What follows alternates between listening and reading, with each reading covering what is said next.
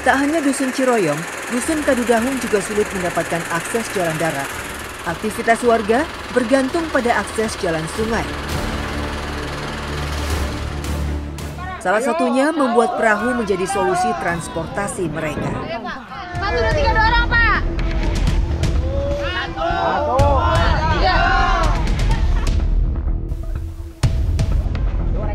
Inilah salah satu perahu yang sudah selesai dibuat pengrajin perahu di Dusun Kadudahung, Desa Cibitung, Kecamatan Cibitung, Kabupaten Sukabumi.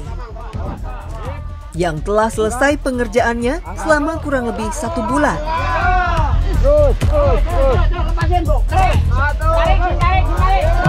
Nah, sebentar lagi perahunya sudah mulai turun dari sungai.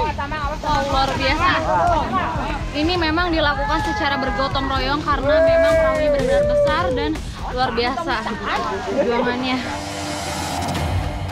Biasanya pembuatan perahu dikerjakan di pinggir sungai agar setelah selesai jadi mudah dipindahkan ke sungai.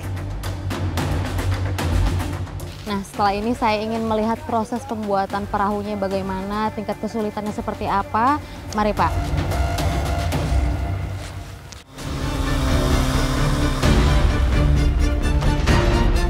Kayu sebagai bahan utama pembuatan perahu biasanya dikirim oleh pemesan sebanyak 1/4 hingga 2,5 kubik, disesuaikan dengan ukuran perahu yang akan dibuat. Melalui jalur sungai menjadi akses yang paling mudah dijangkau, karena akses jalan darat sulit dilalui. Selain pertanian, pendapatan warga Kadudahung dari pembuatan perahu. Salah satunya Pak Mamat. Bapak 2 anak ini membanting tulang membuat perahu untuk memenuhi kebutuhan keluarganya yang masih serba terbatas. Perahu dengan kapasitas 300 kuintal sampai 6 ton yang biasa dibuat dengan waktu pengerjaan sekitar 1 minggu hingga 1 bulan untuk 1 perahu. Biasanya kayu yang digunakan berjenis kayu mahoni. Selain mudah didapat, lebih kuat dan tahan lama. Sudah 25 tahun Maman menggeluti pekerjaan ini. Dengan upah borongan 600.000 hingga 3,5 juta rupiah per perahu. Namun, pekerjaan itu tidak selalu didapat. Dan kembali terlunta menunggu pesanan perahu kembali. Melihat kerasnya pekerjaan suami, Erni pun belajar untuk membantu Maman, suaminya, membuat perahu. Agar lebih cepat dan segera mendapatkan upah untuk memenuhi kebutuhan hidup sehari-hari. Bu Erni, memang setiap harinya Ibu membantu Pak Mamat atau? Ya, membantu. Kalau nggak dibantu kasihan. Kalau sama orang lain kan harus digaji, harus dikasih uang. Sedangkan uangnya pas-pasan untuk keluarga. Boleh diceritain nggak Bu, kalau ini lagi gak ada orderan sama sekali, pesanan perahu itu bagaimana Bu? Kadang-kadang kalau nggak ada orderan perahu, kadang suami suruh kerja, tapi kadang-kadang kan nggak ada kerjaan, ya bingung. Jangankan buat anak, buat cari aja bingung. Kadang-kadang kan butuh buat bekas lahiran, lahiran di sesar, harus cari uang. Dari mana itu Ibu dapat untuk sesar, kan biayanya mahal itu Bu? Kadang-kadang pinjam dari kakak di saudara. Udah lunas? Belum. Kenapa? Jangankan buat bayar utang, buat makan sehari-hari gak cukup.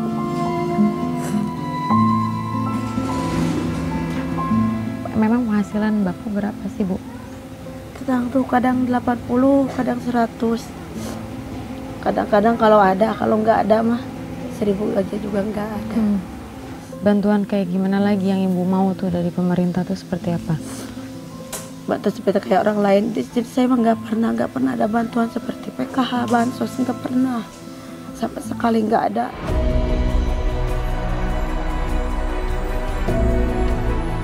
Ya, inilah salah satu potret warga Kadudahung. Tinggal di dusun yang terisolir dengan penghasilan yang tak menentu. Mereka hanya bisa berharap mendapat bantuan stimulan dari pemerintah agar mereka bisa hidup lebih layak.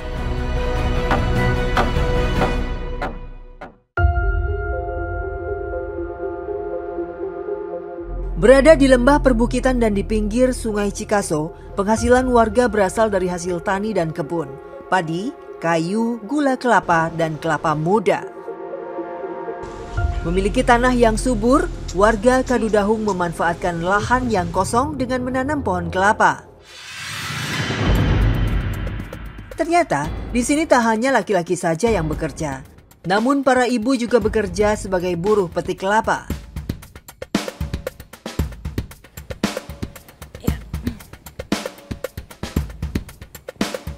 Zigzag gitu ya Bu ya naiknya.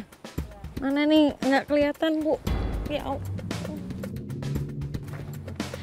aduh susah. Ini pelepah kelapanya juga sakit berduri kalau dipegang. Bu ini kemana pegangnya? Tunggu bentar. Wah. Yes. Ya Allah.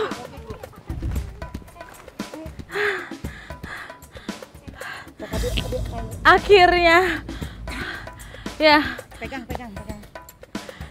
Benar-benar beresiko dan emang benar-benar sulit, apalagi pekerjaan ini dilakukan oleh perempuan. Setelah ditanam, usia panen pohon kelapa 6 hingga 8 tahun. Dan selanjutnya, kelapa bisa dipanen 2 kali dalam 1 bulan. Sekali panen, satu pohon bisa menghasilkan 10 hingga 15 buah dengan usia produktif hingga 15 tahun. Rata-rata warga memiliki 5 hingga 30 pohon. Memang pekerjaan ini sangat beresiko, apalagi saat hujan tiba. Tentu pohon sangat licin, namun mereka tak punya pilihan lain. Himpitan ekonomi yang sulit, mereka terus berjuang untuk bertahan hidup. Setelah semua terkumpul, buah kelapa diangkut dengan menggunakan perahu. Nah ini saya akan ikut perahu. Ini untuk menuju ke lokasi pohon kelapa yang akan dipanen, karena memang pohon kelapa yang dipanen tidak hanya ada satu lokasi, melainkan ada 4 ya Pak ya yang akan kita panen pada hari ini. Letak kebun yang berjauhan membuat perahu harus menjemput hasil petik kelapa di beberapa lokasi agar ongkos perahu angkut lebih murah saat membawa ke pengepul. Tak hanya memetik saja, ternyata Bu Ipur dan buruh lainnya masih mempunyai kewajiban sampai menurunkan kelapa di Muara Cikaso. Ibu, boleh saya tahu nggak Bu, upah buruh petik kelapa tuh Ibu dikasih berapa sih? Kasih 100.000, dikasih 100.000 buat upah, buat belinya 1.200. Sehari ya kadang-kadang dapat 1.000 butir kelapa. 1.000 butir kelapa Iya. Ibu ambil? Iya. Itu seharian? Seharian sampai dari pagi sampai sore. Oh jadi itu hitungannya 100.000 itu per butir atau bagaimana? 100.000 itu sehari buat bayar gitu, buat bayar buruh. Nggak terhitung berapa banyak yang Ibu ambil? Enggak terhitung buat bayarnya. Ya enggak 1 orang, ada 4 orang, ada 3 orang gitu. Yang ngambilnya bukan sendiri. Setelah kurang lebih 15 menit, kami tiba di lokasi kelapa lain yang akan diangkut. Saat menjual kelapa, biasanya pembeli berkeliling ke warga yang akan menjual kelapa mereka. Setelah semuanya diangkut ke dalam perahu, kelapa-kelapa muda ini langsung kami kirim ke pengepul. Menurut informasi warga, pernah terjadi kecelakaan. Perahu yang membawa hasil bumi tenggelam karena luapan air dengan arus yang kuat. Akibatnya, baik petani dan pemilik perahu merugi. Akses jalan darat yang sulit membuat semua aktivitas warga menggunakan jalur sungai. Padahal, warga sering mengajukan permohonan perbaikan jalan. Namun hingga saat ini, belum juga ada realisasinya. Sekali angkut, satu perahu bisa membawa 500 hingga 1.000 buah kelapa. Ayo Bu, nah akhirnya kami telah sampai di tempat di mana kelapa-kelapa ini akan dikumpulkan dan nantinya ada pengepul yang mengangkut untuk dijual ke luar kota. Biasanya, para petani menjual kelapa muda mereka di Muara Cikaso. dan kemudian pengepul akan datang untuk membelinya. Harga kelapa muda saat ini dipatok Rp2.500. Meskipun masih jauh dari harapan, namun masih lebih baik daripada dijual ke pengepul lokal dengan harga Rp1.200 per kilonya. Harga kelapa muda yang tak stabil ditambah ongkos transportasi yang mahal membuat para petani sering merugi.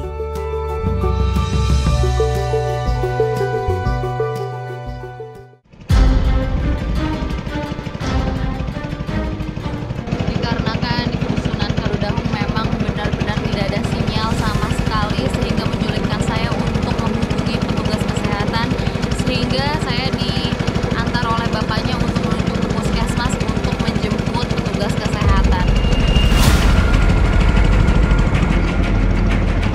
Akses jalan darat yang masih sulit membuat pasien darurat terpaksa diangkut dengan perahu. Menyusuri Sungai Cikaso selama 1 jam, tentu sangat beresiko terjadi kecelakaan. Bisa dibayangkan saat hujan tiba, arus air yang kuat membuat perahu tak berani mengantar. Akibatnya, pasien terpaksa harus menunggu sampai kondisi aman. Ibu, iya, ibu mau kemana, Bu? Habis kontrol. Oh, kebetulan Bu, ini di Pedusunan Kadudahung ada yang lagi sakit, Bu. Bisa kita ke sana nggak, Bu? Saya ikut Ibu. Iya, boleh. Beruntung di tengah perjalanan, saya bertemu dengan bidan desa Susilawati. Dia adalah salah satu bidan di desa Cibitung. Fasilitas pustu yang kurang memadai dan akses jalan yang sulit membuat tenaga kesehatan kesulitan saat berkunjung ke dusun yang terletak di pelosok desa. Jadi kalau misalnya ada yang darurat seperti sekarang ini nih, Bu, ini bagaimana, Bu? Kalau airnya lagi deras atau banjir ya gitu, kadang yang ngejemput nggak mau gitu, terus kita juga dari sana juga nggak mau gitu karena takut juga gitu. Jadi kadang sampai pernah ada kejadian juga sih pasien tidak tertolong karena diare, berhubung karena keadaan airnya lagi banjir hujan deras. Kalau bisa ya ke sini itu kita dan pihak kesehatan ada ambulan laut ataupun perahu yang khusus untuk di dalamnya itu ada untuk peralatan medis. Kegiatan rutin kunjungan tenaga medis ke kedusunan biasa dilakukan setiap bulan sekali. Setelah naik perahu sekitar 15 menit, akhirnya kami pun tiba di dusun Kadudahung. Tinggal jauh dari pusat desa, warga dusun Kadudahung berharap memperoleh hak yang sama. Apalagi selama ini mereka hidup serba terbatas, termasuk ketika jatuh sakit. Nah, Bu Bidan, ini si ibunya nih habis dicek, apa sih yang dirasa? Kebetulan ini si ibu kayaknya emang demamnya itu dari mahnya ya, dari penyakit lambungnya emang udah kronis dari dulu udah ada. Jadi sekarang ini demamnya itu karena si lambungnya itu. Mahnya lagi kalau jadi untuk sekarang saya kasih obat mah sama obat untuk penurun demamnya. Nanti dilihat 3 hari, kalau misalkan masih kondisi seperti ini dirujuk ke puskesmas saja. Selama puluhan tahun, warga hanya bisa berharap mendapatkan akses jalan yang baik dan fasilitas kesehatan yang memadai, sehingga memudahkan warga ketika ada yang sakit untuk dibawa ke puskesmas maupun ke rumah sakit terdekat. Maka dari itu harapan kami yang sangat besar yaitu ada bantuan dari pemerintah pusat untuk membantu pembangunan yang ada di wilayah kami, terutama yang ada di Kedusunan Kadudahung dan Ciroyom ini. Dan banyak potensi yang ada di Kedusunan Ciroyom, Kadudahung, bila mana pembangunan terbangun di 2 kedusunan ini, insya Allah itu untuk meningkatkan ekonomi warga masyarakat dan memperdayakan juga masyarakat. Terkait dengan pembangunan yang dibutuhkan, harapan kami ingin ada jembatan penghubung kedusunan, penghubung 2 kecamatan, yaitu Kecamatan Tegal Buleud, Desa Buni Asih, dan Kecamatan Cibitung, Desa Cibitung.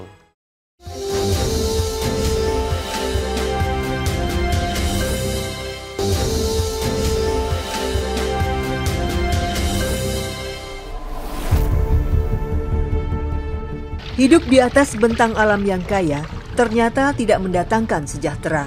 Masyarakat hanya bisa berharap pembangunan dan kepedulian agar tak terus berjuang sendiri di negeri yang kaya ini.